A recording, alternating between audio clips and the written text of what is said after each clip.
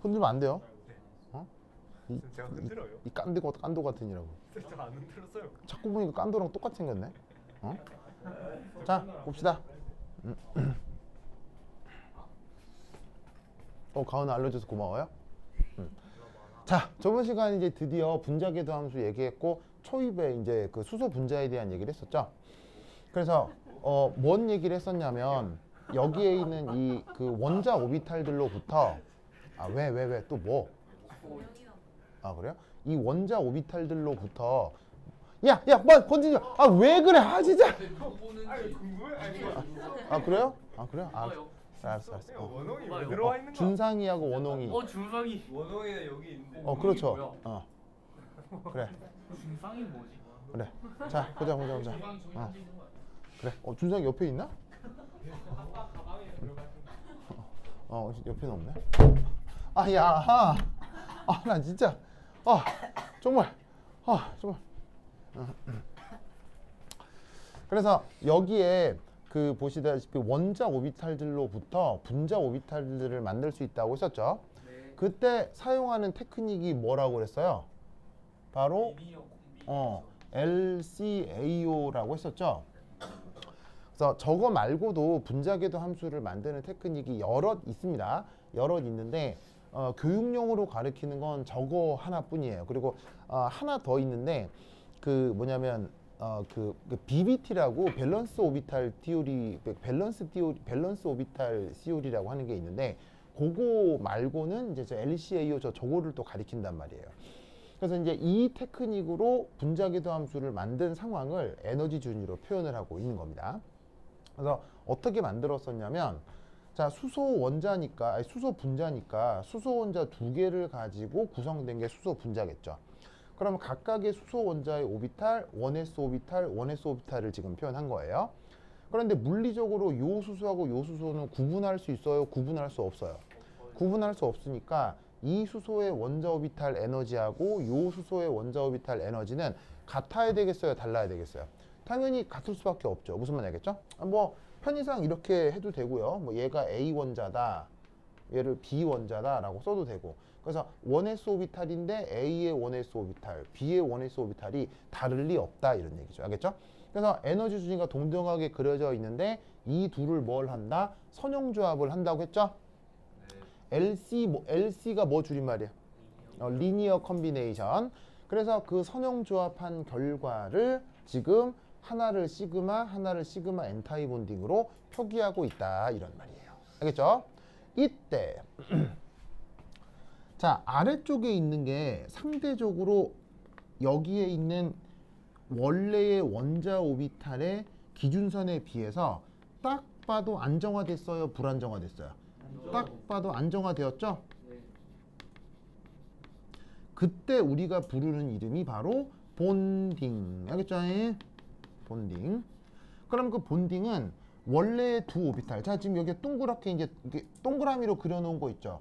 이 동그라미로 그려놓은 게 각 원자의 이 1s 오비탈들을 구형으로 표기한 거예요.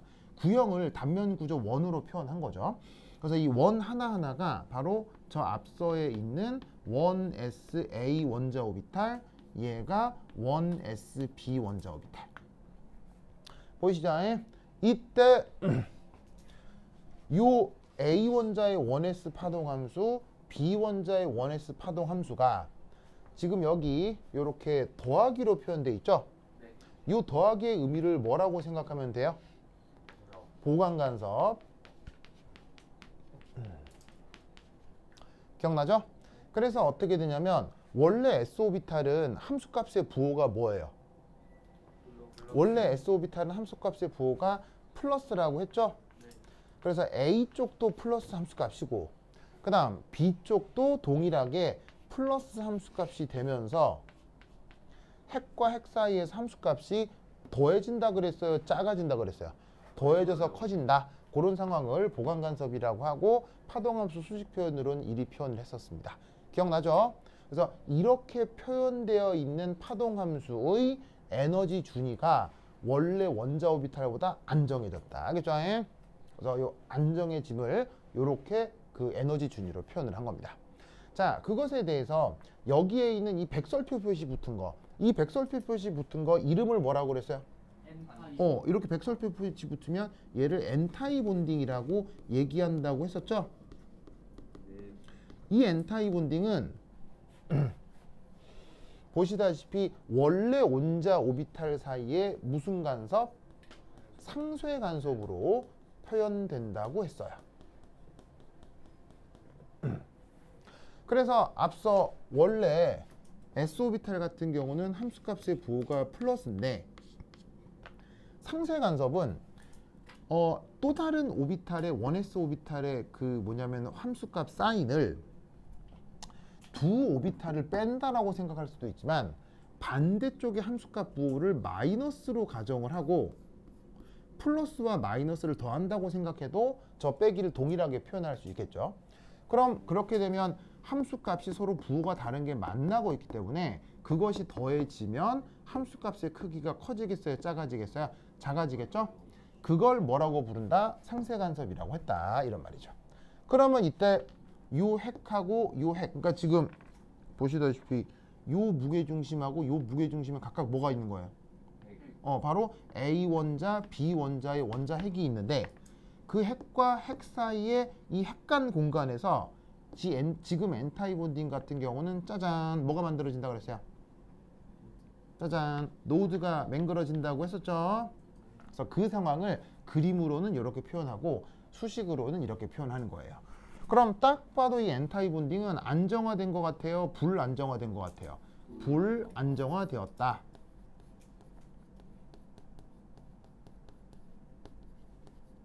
그래서 원래 원자 오비탈보다 불안정하게 오비탈 표현을 하고 있는 거예요. 됐죠? 됐죠? 이 논리를 꼭 기억하시고 이때 보통의 이제 이런 분자궤도 함수 관련한 에너지 도표를 보면 이때 뿅뿅뿅뿅뿅뿅 뿅뿅뿅뿅뿅뿅 이런 보조선이 그려져 있어요. 뿅뿅뿅뿅뿅 뿅뿅뿅뿅뿅뿅 이런 보조선이 그려져 있는 경우가 있거든요. 뭐 사실은 이 보조선 안 그린다고 해서 누가 때리진 않아요. 근데 이제 보통은 그려져 있고 보통 그리기 때문에 종종 생략되는 경우도 있습니다만 의미는 뭘까요? 이렇게 만약에 보조선이 그려져 있다면 직관적으로 이게 무슨 의미라는 거 알 수 있겠어요? 바로 선형 조합 표현이에요.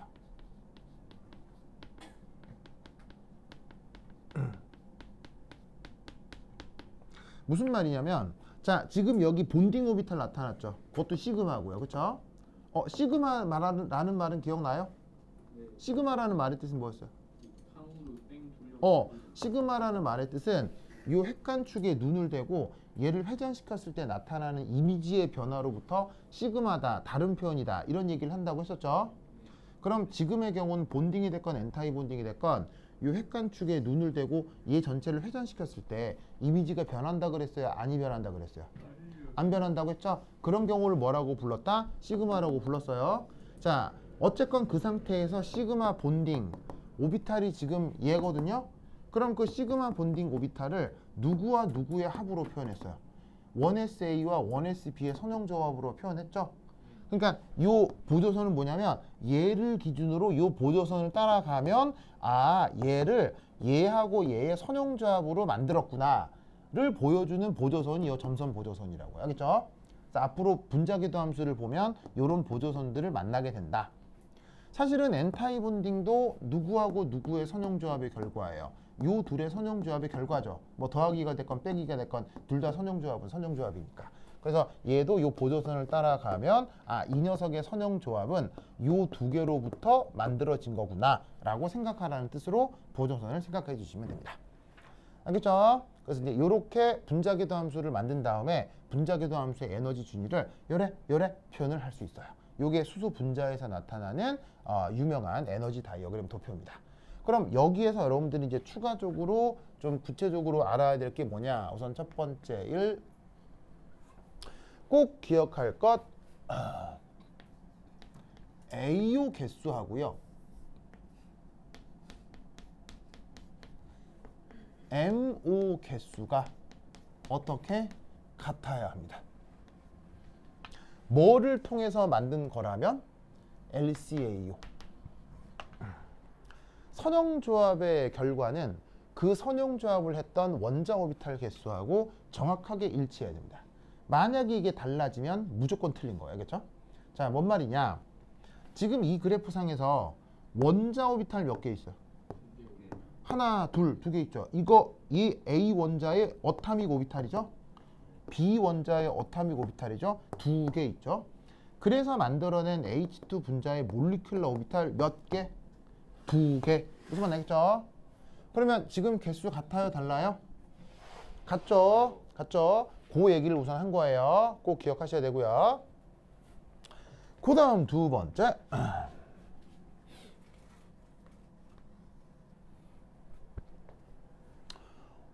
이제 여기다가 이제 뭘 한번 해볼 거냐면 전자 배치를 해볼 건데요.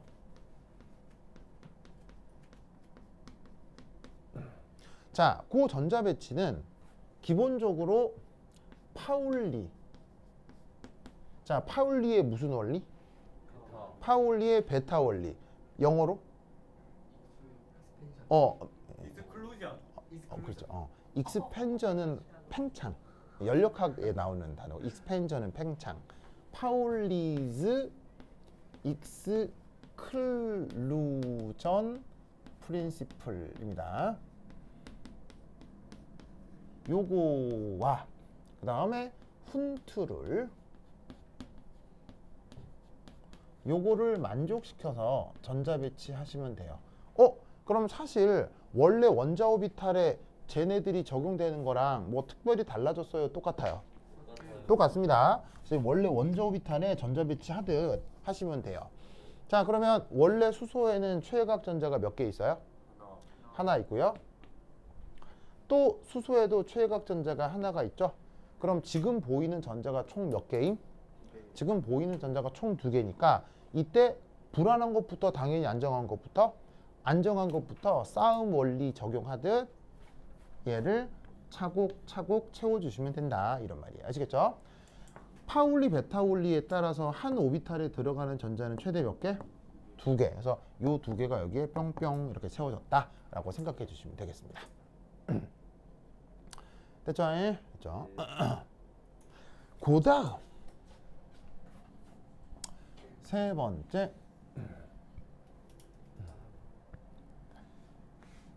본드 오더라는 또 개념이 있어요. 본드 오더. 자, 본드 오더 우리말로 뭐라고 번역할까요? 얘는 결합 차수 이렇게 이제 번역을 합니다. 그럼 이제 얘 정의가 어떻게 되냐면 이제 줄였을 때 이제 BO 이렇게 쓸 거거든요. BO. 그럼 이제 정의가 뭐냐? 잘했어요? 좀 더 해봐요. 좀 더 해봐요. 좀 되게 닮은 것 같은데요? 그 가수랑? 닮은 것 같은데요? 아, 그런가요? 알겠습니다. 그래. 하여튼 그래. 그 쇼미더머니의 비호가 나왔을 때 우리 집 여자들이 다 좋아했어요. 우리 아들이 딱 그 노래는 정말 잘하더만요. 그 노래는 괜찮더만요. 근데 이제 다른 노래가 또 좀 뻗어 나갔어야 되는데 아직 그러진 못한 것 같고 뭐 하여튼 그 노래는 참 괜찮았던 것 같아요. 자, anyway. 그러면 나연이도 그거 뭐냐면 음악 들어요? 나연이는 어떤 음악 들어요? 네, 저 다양하게. 나연이의 음악 취향은 뭐예요? 네. 나연이는 어떤 음악? 네, 팝도. 진짜로요? 오, 진짜로요? 이야. 그러면 준우가 같이 콘서트 가자고 하면 가는 거예요? 엄마랑 아들 같이. 만약에 준우가 뭐 이번에 콜드플레이 내한 공연 티켓을 얻어왔어요. 그럼 같이 가요, 안 가요? 얻어오면 가요. 얻어오면 간다. 알겠습니다. 얻어오면 간다. 알겠습니다. 그래요. 좋아요. 그래요. 준우 그러면은 나연이랑 콘서트 같이 가는 거예요? 싫어요? 싫어요? 또 나간다고. 그래요? 알겠습니다. 그래요? 알겠습니다. 네, 그래. 네. 하여튼 그렇다. 자, 어쨌건 얘 줄임말로 BO. 자, 그러면 얘 정의가 어떻게 되느냐? 바로 본딩. 전자 개수. 뿌액이 엔타이 본딩 전자 개수 나누기 2. 저게 그냥 정의입니다. 아시겠죠? 정의. 자, 정의는 무슨 뭐 이유 있는 거예요? 그냥 외우는 거예요? 그냥 외우는 겁니다. 자, 그러면 이것을 지금 어떻게 계산이 되느냐? 뭐 아무것도 아니죠. 계산 자체를 하는 건. 짜잔. 이렇게 되는 거 알겠죠? 그래서 지금 본딩에 있는 전자개수 몇 개 있어요? 지금 몇 개 있어요? 2개. 그 다음 현재 N타입 본딩에는 몇 개 있어요? N타입 본딩에는 없잖아요. 그래서 이렇게 계산하는 걸 뭐라고? 결합차수라 하고 굳이 계산하면 지금은 1. 그래서 정의가 저러하다라는 거 기억해야 해요. 알겠죠? 됐죠? 그 다음 두 번째. 그러면 이런 결합차수라는 아이디어를 왜 정의했냐면 얘는 누이스 구조 상 결합선 개수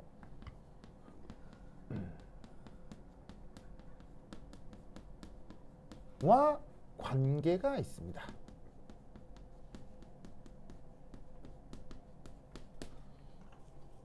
자, 예를 들면 지금 수소 분자 같은 경우 루이스 구조 어떻게 돼요?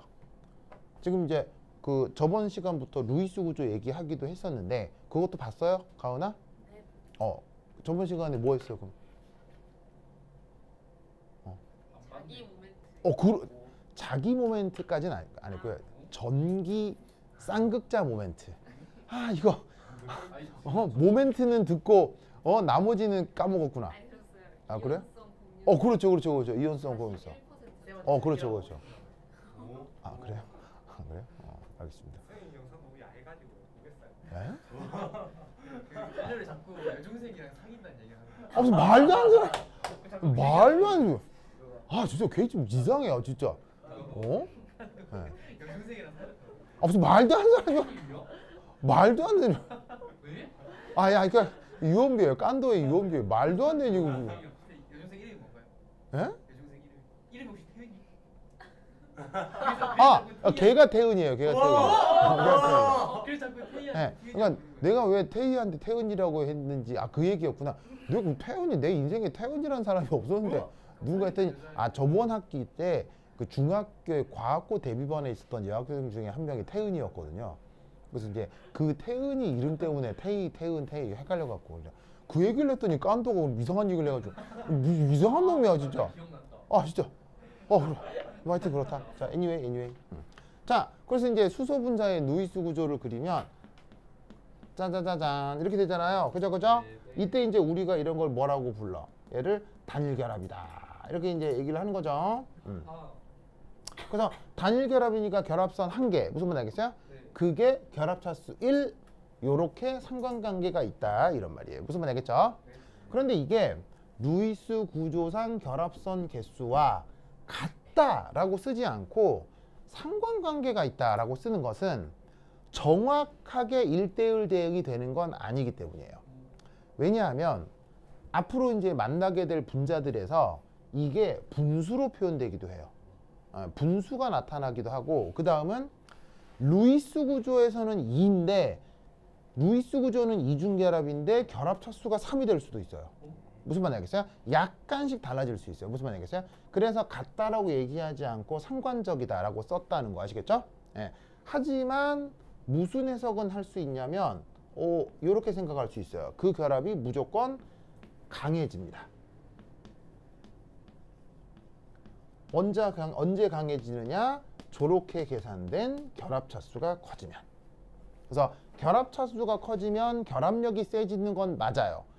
루이스 구조상에서도 단일 결합보다는 이중결합, 삼중결합이 더 강하죠. 그렇죠? 그래서 그런 아이디어처럼 결합 차수가 커지면 커지는 건 맞습니다만 이게 완전히 1대1 대응이 되는 건 아닙니다. 아시겠죠? 그래서 여기서 상관적이다 이렇게 썼고 그런 아이디어 때문에 요거를 규정했습니다.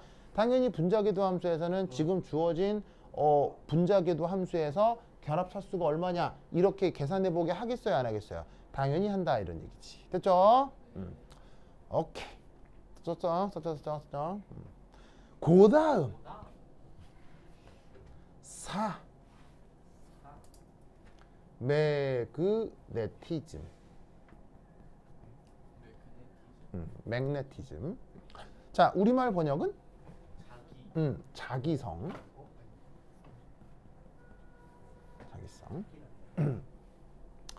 자, 자기적 성격을 이제 매그네티즘이라고 하는데 이 자기적 성격에도 한 7, 8, 한 6, 7, 8가지 있어요.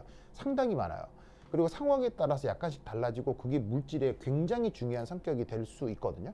근데 이제 오늘은 2가지만 얘기할 거예요. 첫 번째는 1. 파라매그네티즘이에요.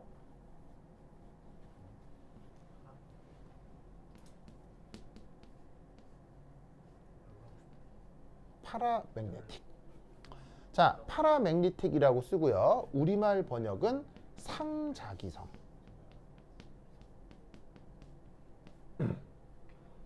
상자기성. 네, 파라매그네틱이라고 합니다. 파라매그네티즘. 유기화학에서 언제 나오기도 하냐면 이렇게 벤진 구조에서 어떤 위치를 기준으로 요 자리를 also, 요 자리를 메타, 요 자리를 파라 이렇게 부르기도 하죠. 이게 이게 also, 메타, 파라가 이게 그리스 어근일 거예요. 그래서 내 기억에 also가 그 근처 이런 뜻이고요. 메타가 멀리 이런 뜻이고 파라가 반대 뭐 이런 뜻이에요. 알겠죠?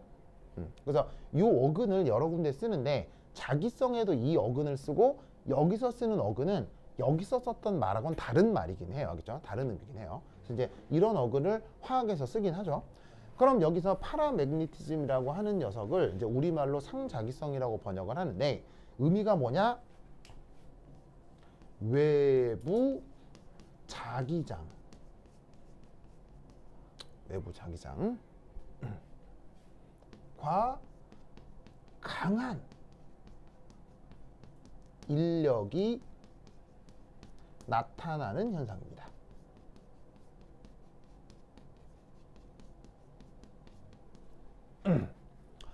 외부에 자기장이 도입이 되면 거기에 확 끌리는 성격 아시겠죠?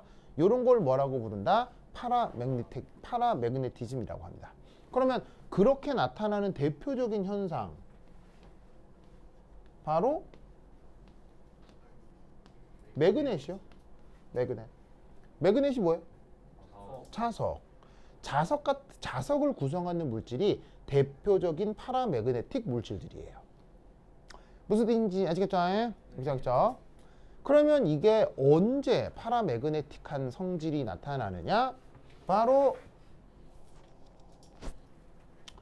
홀 전자가 그 물질에서 나타날 때 상자기성 현상이 나타납니다. 그래서 물질 내부에 홀 전자 배치가 나타날 경우 파라매그네틱한 일들이 벌어진다. 자석 주변에 가면 딱 끌린다 이런 얘기예요. 무슨 말인지 알겠죠? 네. 그러면 이 파라매그네틱한 현상은 이렇게 됩니다. 이게 이제 파라매그네틱입니다. 자, 그러면 파라매그네틱하지 않은 애가 있을 수 있겠죠. 그럼 그 아닌 애는 뭐냐? 그럼 이제 여기 줄게요. 여기 줄게.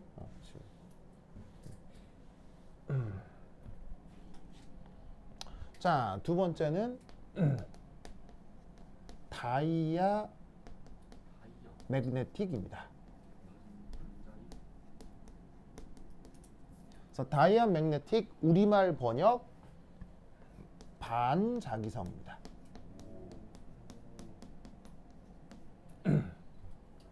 자, 얘는 반자기성은 외부 자기장에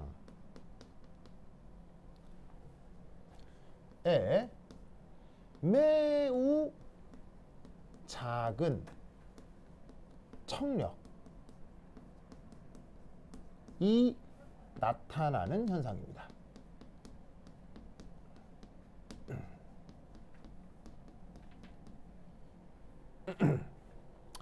그런데 자 여기 잘 보시면은 인력이 나타나는 것의 반대니까 청력이라고 생각하시면 돼요. 알겠죠? 그런데 이 청력이 이게 어떠냐면 이게 거의 없는 듯 할 정도로 작아요. 굉장히 작아요. 그래서 눈치 못 채면 인식도 못 해요. 그게 뭐냐면 이게 신경 쓰지 않으면 인식도 못 해요. 그래서 청력은 맞는데 너무 작아서 이게 있는지 없는지도 헷갈려요. 그래서 어느 정도로 작냐면 우리 일상생활에서 나타나는 마찰력 있죠. 마찰력보다 작아요. 그 마찰력보다 작으니까 청력이 나타나도 마찰 때문에 가만히 있어서 청력이 있는지도 모를 정도로 작은 청력이 나타나요. 무슨 말 알겠죠? 알겠죠? 그러면 얘는 어떻게 되냐면 물질 내 노홀전자 홀전자가 나타나지 않을 때 저런 반자기성 성격이 나타납니다. 아시겠죠? 아시겠죠? 그렇다면 지금 언급하고 있는 요 수소 분자는 반자기성이겠어요? 상자기성이겠어요? 얘는 반자기성이 된다는 얘기예요. 홀전자 있어요? 홀전자 없어요? 홀전자 없고 전자가 다 쌍을 이루고 있죠? 그래서 이때 이 녀석은 전자가 다 쌍을 이루고 있기 때문에 반자기성이다. 그래서 수소 분자는 자석 주변에 끌린다, 안 끌린다? 수소 주변에 끌리지 않고 주변에 자석이 있어도 대면대면한 거예요. 무슨 말인지 알겠죠? 그렇다. 그럼 이때 우리 경험을 미루어 보자면 상자기성 현상이 보통 잘 나타나겠어요? 아니면 반자기성 현상이 보통 잘 나타나겠어요? 우리 일상생활에서 바로 우리 일상생활에서는 이 반자기성 상황이 흔하게 나타나요. 그리고 여기에 있는 상자기성 상황은 귀합니다. 여러분 생각해 보세요. 자석으로 쓰일 수 있는 물질은 되게 주변에 흔해요. 몇 가지밖에 없어요. 몇 가지 정해져 있어요. 몇 가지 정해져 있거든요. 예를 들면 철, 그 다음에 뭐 니오디뮴, 그 다음에 뭐 등등 니오디뮴이라고 하는 뭐 금속이 있거든요. 걔가 이제 대표적으로 상자기성을 나타내는 물질들인데, 그 다음에 또 뭐인데 기억이 안 나네. 뭐 그런 식으로 몇 개 꼽을 수밖에 없어요. 그런데 몇 개 꼽을 수밖에 없다는 게 귀하다는 얘기겠죠. 그러면 그게 아닌 모든 것들이 다 반자기성인 거예요. 무슨 말인지 알겠죠? 그러니까 이쪽이 대부분의 경우고 이쪽이 귀한 거지. 알겠죠? 굳이 이유를 만들어 설명하자면 이 홀전자라는 게 이게 그 물질 자체가 반응성이 커요. 그래서 우연히 홀전자가 나타나도 반응을 해서 전자 쌍이 돼버리기 때문에 우리 우주에서 홀전자를 그대로 유지하고 있는 물질을 관찰하기가 쉽지 않다는 얘기죠. 무슨 뜻인지 아시겠죠? 그렇죠? 그러다 보니까 이런 현상이 주로 나타난다. 그러면 당연히 우리 몸 있잖아요. 이게 생명체 역시 반자기성이겠어요? 상자기성이겠어요? 반자기성. 생명체 역시 반자기성이에요. 생명체 내에 홀전자 있을까 없을까요? 있긴 있어요. 생명체 내 홀전자가 그러니까 평균적으로는 없어요. 평균적으로는 없어요. 무슨 말인지 알겠어요? 이게 뭐냐면 예를 들면 이제 뭐 이런 거지.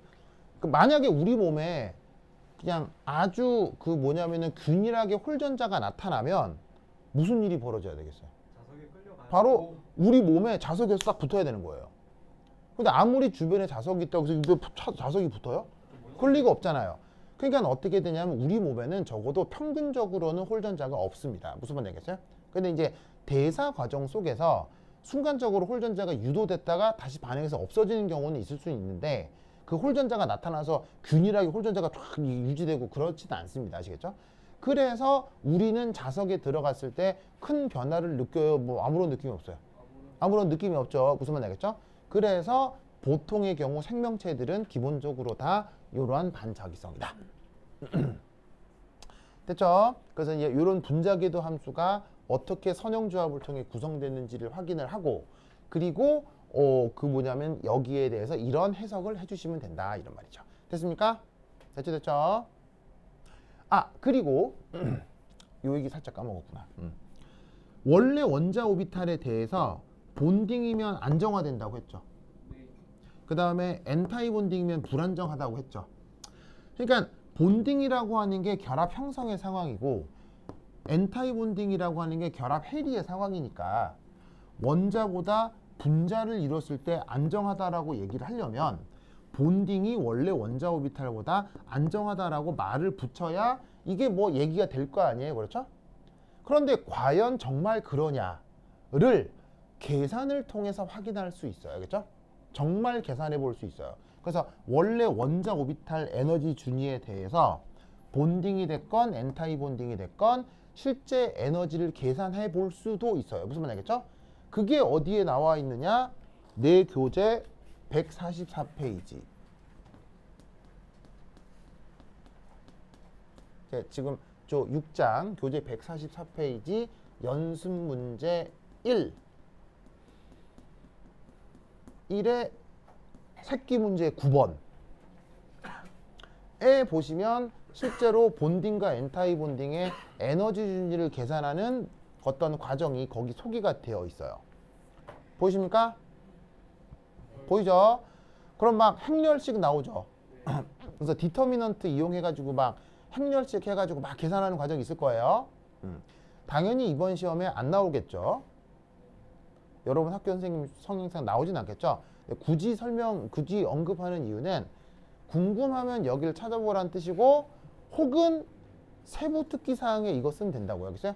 뭐 쓸 거 없으면 이거라도 쓰라고요. 알겠죠?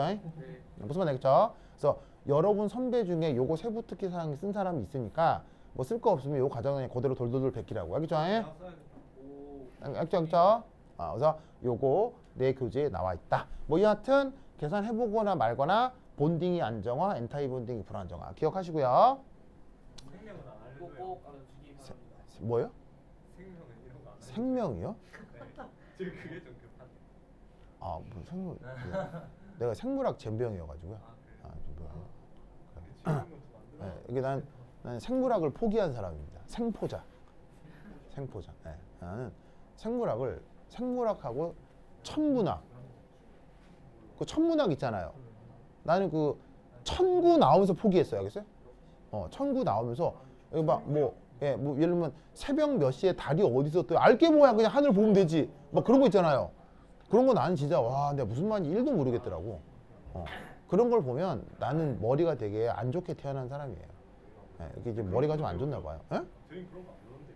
천문학 안 배워요? 뭐 이렇게 천문에 뭐 남중 시점 뭐 그런 거 있잖아요. 배웠던 것 같은데 뭐 그런 거. 저 그거 포기했어요. 예, 그거 나도 무슨 그 준우는 그런 거 잘하죠. 준우는 그런 거 잘하죠. 어? 아, 그때 잤다고요? 아, 그래. 알겠습니다. 그래. 나연이 잘하죠. 이렇게 막 천문학 이렇게 뭐 카시오페아 자리 뭐 이렇게 뭐 그런 거. 아, 몰라요? 알겠습니다. 전 그런 거보다 생명이 좋아요. 네. 자, anyway. 자, 그 다음. 예. 강자기성은 뭐예요? 아, 그 다음에 이제 페로매그네틱 뭐 엔타이 페로매그네틱 뭐 그런 게 있거든요. 이건 뭐냐면 이제 지금 얘는 이제 그 분자잖아요. 그러면 분자면 진짜 언급하고 있는 게 딱 하나 있는 거잖아. 하나. 그럼 이제 예를 들어서 만약에 그럼 이제 예를 들어 뭐 참고로 그렇다면 H2 플러스 네. 라고 한번 생각을 해보자. 그럼 H2 플러스는 그러면은 상자기성이겠어요? 반자기성이겠어요? 그렇다면 이때는 파라매그네틱 하겠죠. 맞습니까? 자, 왜냐하면 H2 플러스니까 전자가 몇 개 떼어낸 거예요. 한 개. 하나 떼어냈으니까 이거 떼어낸 걸 거 아니야. 네. 이거 하나 떼어내면 H2 플러스가 되겠지. 네. 그럼 그때는 홀전자가 있어 없어? 있어요. 있잖아. 그럴 경우 H2 플러스가 홀전자가 있으니까 파라매그네틱하다고 할 수 있는데 H2 플러스라고 하는 하나의 분자 상태의 홀전자가 하나 있는 거지. 네. 그런데 만약 이런 홀전자가 고체 결정에서 나타난다라고 생각하면 어떻게 되겠어요? 많아요. 홀전자가 그냥 한 분자에 하나 있다라고 하면 상자기성과 반자기성은 그 한 분자의 성격을 얘기하는 거거든요. 그런데 고체 결정이면 그 고체 결정을 이루는 원자가 몇 개 모여 있는 거야, 그 안에. 원자가 한두 개가 아니라 무한개가 모여 있는 거지. 그러면 그때는 어떤 일이 벌어질 수 있냐면 무한개 원자 각각의 만약 홀전자가 하나씩 있으면 이 홀전자도 몇 개가 공존하는 거야. 무한개가 공존하는 거예요. 그러면 홀전자 무한개가 그냥 독립적으로 있느냐? 아니에요. 홀전자끼리 상호작용할 수 있어요. 그 홀전자끼리 상호작용하는 방식에 따라 페로매그네틱, 엔타이 페로매그네틱, 페리매그네틱 여러 현상들이 나타나요. 무슨 말 알겠어요? 그때 페로매그네틱이라는 현상을 강자기성이라고 표현을 하는데 번역을 하는데 그런 식의 고체 결정 내에서 나타나는 자기성을 표현하는 개념들이 있어요. 그때 쓰는 용어예요. 근데 이제 그건 뭐 지금 우리하고 커리큘럼하고 관계는 없으니까 당장은 모르셔도 됩니다. 알겠죠? 하여튼 그렇다.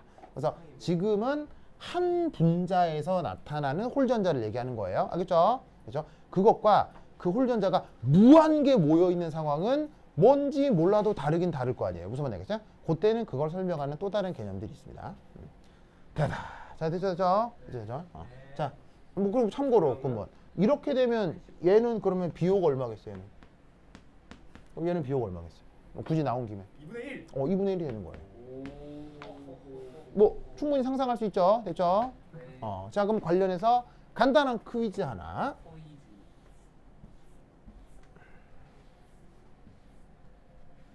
요런 거 문제로 잘 나옵니다. 요거와 요거 중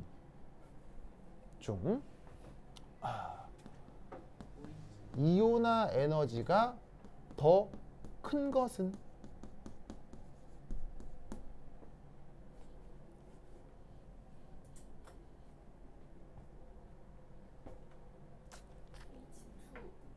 자, 누구의 이온화 에너지가? 자, I는 뭐 줄임말이에요? 이온화 에너지. 아이오니제이션 에너지의 줄임말이죠. 자, 나연아 어디가 더 크겠어요? 그래? 근데 왜 이렇게 수줍어해요? 옆에 준우가 있어서 그래요. 그래? 여러분 자꾸 그렇게 하면 준우 안 옵니다. 안 돼요? 준우. 그래.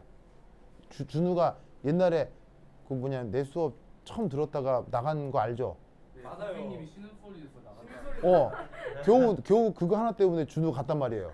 맨날 선생님 욕했어요, 준우가. 진짜로요? 준우야 미안해요. 그때 너무 충격이었어요? 그런 소리 한 게. 진짜로요? 그래.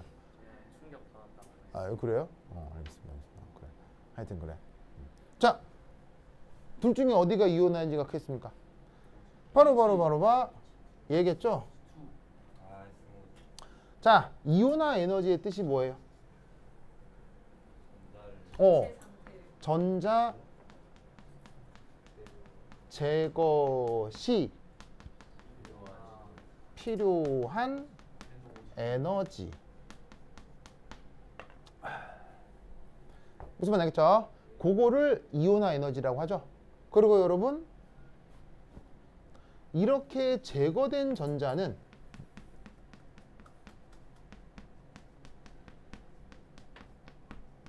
무엇이 될까요? 자유전자. 정답. 역시 물리 2등.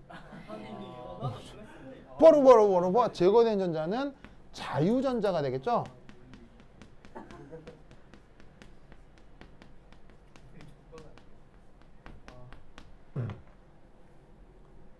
자, 무슨 말씀인지 아시겠어요?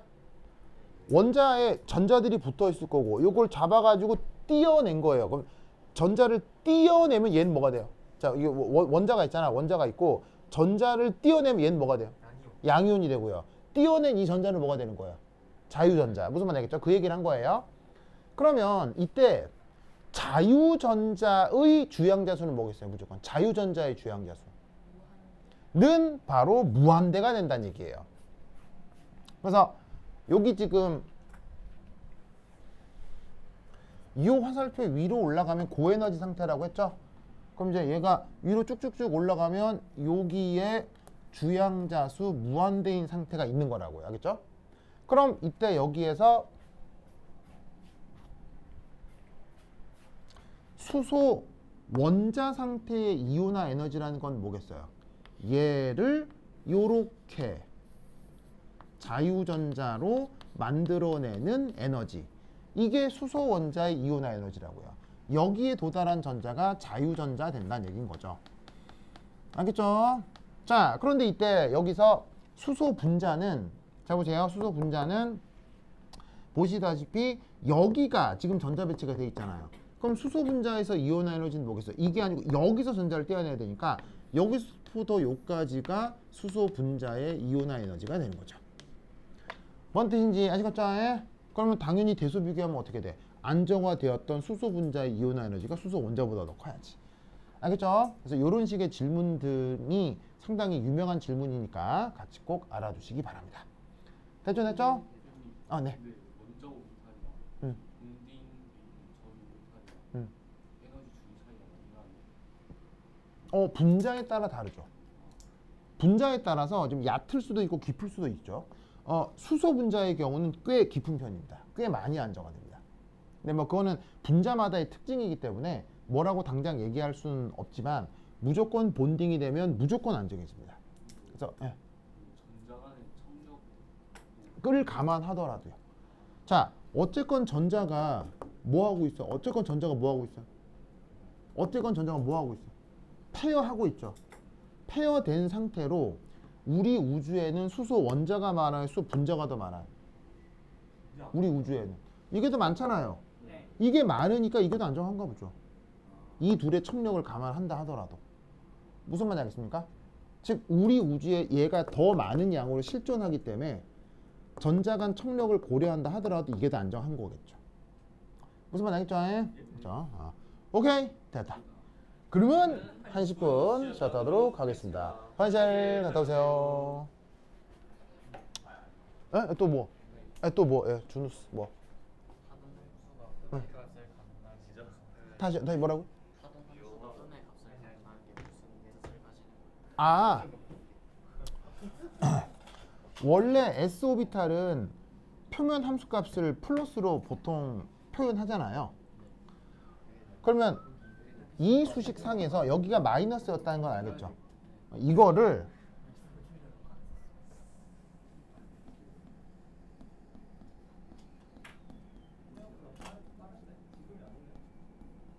요렇게 보겠다는 거예요. 뭐라고? 아, 굳이 그렇게 생각하는 이유요? 아, 저번 시간에 안 왔나? 아, 이 결과 때문이죠.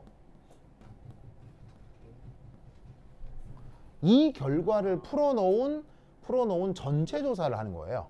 전수조사를. 그러니까 이거를 만족시킬 수 있는, 왜?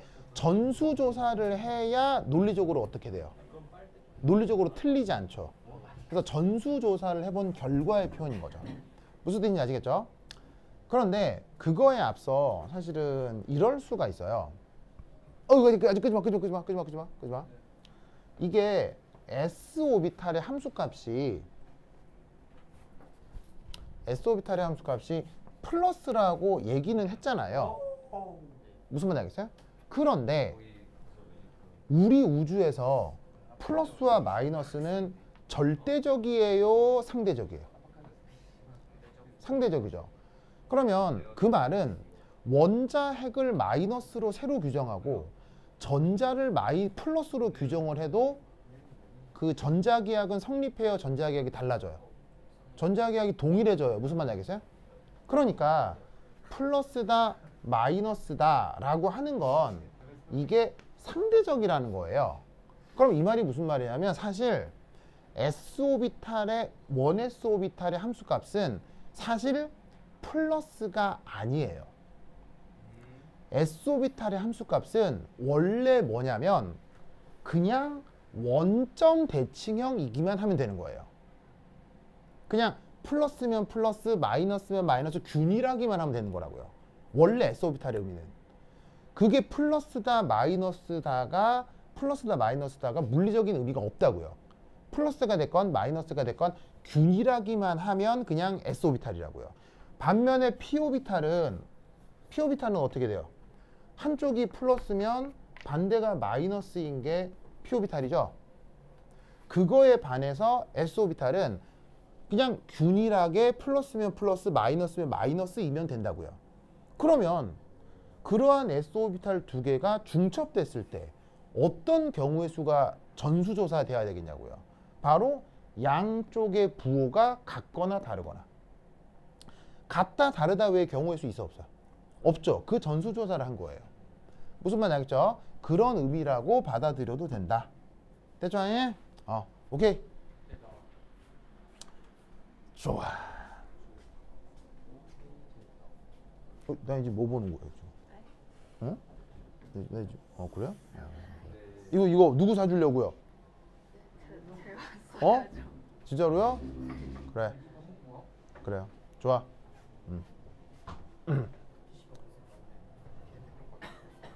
오 누구야 이거? 준탕이. 준상아 10분 쉬었다 할게요.